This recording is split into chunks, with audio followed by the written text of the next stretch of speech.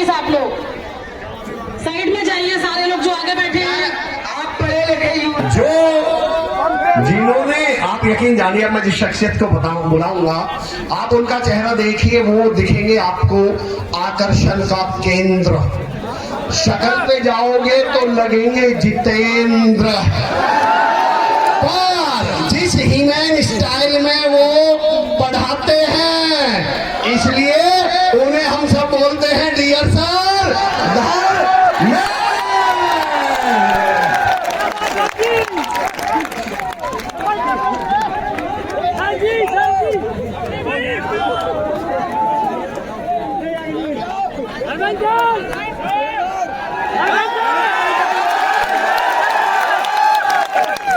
कि आला बोले उदल से,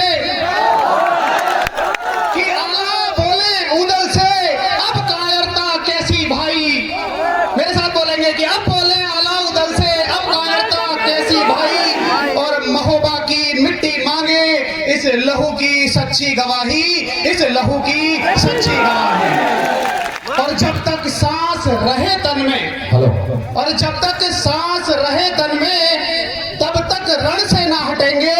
आला उदल बुंदेले हैं और महोबा का मान ना घटेंगे। ना गिनती देखी सेना की, ना मृत्यु का भय सताए, और धरती माँ की आन बचाने आल्हा उदल जी रण में आए, आल्हा उदल जी रण में आए। आप बड़े अच्छे से उन वीरों की कहानी से जरूर अवगत होंगे, और मुझे नहीं लगता कि आप सभी के अंदर ऐसी कोई भी कमी है जो आपको आगे बढ़ने से रोके। लेकिन फिर भी आप सभी तैयारी कर रहे हैं, और आप सभी तैयारी की किसी न किसी स्टेज पर होंगे। ऐसे कौन से साथी हैं कि जिन्होंने अभी तैयारी शुरू की है और पढ़ाई कर रहे हैं, एक आधा एग्जाम भी देने गए, लेकिन क्वेश्चन हवा नहीं लग रहे? ऐसे बहुत सारे साथी होंगे। ऐसा लगा होगा कि PYQ की कोई बुक ले लेंगे, सारे क्वेश्चन पढ़ जाएंगे और पेपर में सिलेक्शन हो जाएगा, लेकिन जब पेपर में पहुंचे तो हवा भी नहीं लगी। इस स्टेज पर बहुत सारे साथी होंगे जिन्होंने पढ़ने का तरीका समझ लिया होगा। वो पढ़ रहे होंगे, किसी परीक्षा में एक आधा नंबर से रह रहे होंगे, तो परिवार वालों से ज्यादा पड़ोसियों को चिंता होती है सिलेक्शन की। और जिस दिन सिलेक्शन हो जाएगा तो वही पड़ोसी मुंह बचा के साइड से निकल जाएंगे। तो आप सभी तैयारी की किसी ना किसी स्टेज पर होंगे। आप सभी के लिए थोड़ा थोड़ा सा मेरे पास कुछ है, बहुत जल्दी उसको हम समाप्त करेंगे। तो ये हो गई आला उदल जी के लिए। और अगली लाइन हमारी शेरनियों के लिए कि बुंदेलों हर बोलों के मुख हमने सुनी कहानी थी। पूरी करेंगे आप प्लीज। कि बुंदेलों हर बोलों के मुख हमने सुनी कहानी थी, और खूब लड़ी मर्दानी वो तो झांसी वाली रानी थी, और झांसी वाली रानी थी। तो ये तो वो धरती है जहाँ से न केवल वीर पुरुष जबकि वीर अंगनाएं भी पैदा हुई हैं। तो ऐसी धरती को फिर से मेरा एक बार सलाम है। और देखिए, मुश्किलें बहुत सारी आ रही होंगी आप सभी के रास्तों में, आ रही होंगी। देखिए, आप एक जिंदगी जी रहे हैं और मेरे पास बस 2 लाइनें हैं। मतलब मैंने बस आज की अपनी इस कहानी को ऐसे फ्रेम किया कि आप सभी जिंदगी की या तैयारी की किसी भी स्टेज पर हों तो कहीं ना कहीं मेरी लाइनों से आप जरूर रिलेट करेंगे।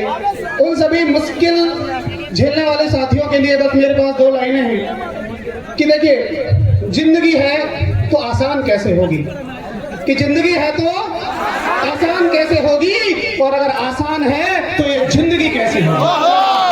तो बिल्कुल थोड़ी सी मुश्किलें आप सभी को झेलनी पड़ेंगी। एक कोयला जब लाखों करोड़ों साल दबता है तब जाकर वो हीरा बनता है। तो मुझे नजर आ रहे हैं यहाँ पर बहुत सारे पारस पत्थर और बहुत सारे हीरे, जो सम्मान समारोह में अपनी शान ऐसे बिखेरेंगे कि पूरा भारतवर्ष उनको जरूर देखेगा। अच्छा, कई बार मन में आता होगा कि यार चलो छोड़ देते हैं। कई बार मन में आता होगा, हालांकि आप तो बहुत मजबूत हैं, लेकिन मन में जरूर आता होगा। तो आप सभी के लिए मेरे पास बस 2 लाइन है कि युद्ध नहीं जिनके जीवन में, युद्ध नहीं जिनके जीवन में, वो भी बहुत अभागे होंगे, और या तो प्रण को तोड़ा होगा या रण छोड़कर। लेकिन मुझे नहीं लगता आप में से कोई भी ऐसा है कि जो रण छोड़ के भाग जाए। और आप सभी तो विशेषकर जिन्होंने कुर्सी वालों को पीछे छोड़ के अपनी जगह आगे बढ़ा, तो आप सभी तो जरूर भाई बहुत ही आगे जाएंगे। अच्छा, अब बहुत सारे लोग पूछते भी होंगे भैया सिलेक्शन हुआ नहीं हुआ। बड़े सारे सवाल हर दिन होते होंगे, तो उसके लिए कुछ लाइनें हो जाए एक दो। सुनिए कि जब कोई पूछे जाना कहाँ है, कि जब कोई पूछे जाना कहाँ है और तेरी कोशिशों का ठिकाना कहाँ है, ये आपके लिए।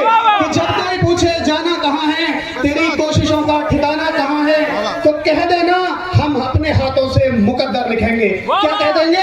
हम अपने हाथों से मुकद्दर लिखेंगे और रेत की कलम लेकर समंदर लिखेंगे, तो बिल्कुल तीरथ सागर के तट पर बैठकर आप सभी जो समंदर लिखेंगे, उसका एक पूर्ण भरोसा हमें आप सभी पर है। अच्छा, और कई बार आप सभी इन मुश्किलों से घबराते होंगे, तो बिल्कुल नहीं घबराएं। जब भी ये मुश्किलें आए तो 2 लाइन आप याद रखेंगे, बता दी जाए। सुनेंगे कि मंजिल अगर आसमान पर है, कि मंजिल अगर आसमान पर है तो मुझे उसे उतारना होगा, और अगर सब मेरे खिलाफ है तो सबको हारना होगा। तो बिल्कुल सभी जरूर हारेंगे। और बस मैं इस स्पीच को यही एंड करूंगा। वैसे तो मेरे हिसाब से आप सभी अगर यहाँ आए हैं तो जरूर प्रतियोगी परीक्षाओं की तैयारी कर रहे हैं, और जरूर आप सेलेक्ट होना चाहेंगे, और आप ढूंढना चाह रहे होंगे कोई वजह। अच्छा, सभी के पास कोई वजह है ना सफल होने की? अच्छा, क्या क्या वजह है एक बार बताएंगे? बहुत बढ़िया। मैं बहुत सारी आवाजें सुनता रहा हूँ, लेकिन हो सकता है कि उनमें से कुछ चीजें कभी कभी टेम्परेरी हो जाए। अगर आपको कभी कुछ परमानेंट चाहिए तो मुझे नहीं लगता कि हमारे परिवार में हमारे माता पिता से ज्यादा वो कोई हो सकता है। बिल्कुल, तो हमारे माता पिता से ज्यादा मुझे कोई नहीं लगता होता होगा। और एक लाइन माता जी के लिए है, एक लाइन पिताजी के लिए। अगर आज्ञा दे तो मैं बढ़ूं। सुनेंगे कि जब भी मेरी कश्ती सैलाब में आ जाती है, सैलाब जानते हैं, तूफान, कि जब भी मेरी कश्ती सैलाब में आ जाती है, मेरी माँ दुआ करती हुई मेरे ख्वाब में आ जाती है, मेरे ख्वाब में आ जाती है। उसके अलावा देखिए, माताओं का जिक्र बहुत ज़्यादा होता है। हालांकि माताओं का योगदान भी बड़ा है, तो कोई बुरा न माने, मैं माफ़ी चाहूँगा, लेकिन फिर भी पिता वो हैं जिनका बहुत कम जिक्र होता है, कि ना रात दिखाई देती है ना दिन दिखाई देता है, और पिता को बस परिवार के हालात दिखाई देते हैं, परिवार के चेहरे पर ये जो मुस्कान बसती है, और पिता ही वो है जिसमें सबकी जान बसती है, जान बसती है। और बस मैं अपनी वाणी को विराम दूंगा स्वामी विवेकानंद जी के उस कथन से, क्योंकि आज 12 जनवरी है, तो विवेकानंद जी की जयंती है, और उनकी एक बहुत बहुत फेमस लाइन, और जो सभी के लिए प्रेरणा का स्रोत है, क्या है कि उठो जागो, मेरे साथ कंप्लीट करेंगे, उठो जागो और तब तक मत रुको जब तक कि लक्ष्य की प्राप्ति न हो। तो वाकई में अगर आप यहाँ से कुछ लेकर जाना चाहते हैं तो अपने मन में सभी एक संकल्प लेकर जाएंगे कि हम तब तक नहीं रुकेंगे जब तक हमें अपने लक्ष्य की प्राप्ति नहीं हो जाती। नमस्कार, धन्यवाद। एक और जोरदार तालियां हो जाए रमेश सर के लिए। अच्छा, धर्मेंद्र सर, आप मोहब्बत वालों से मुश्किलों की बात कर रहे थे, मैं आपको सच्चाई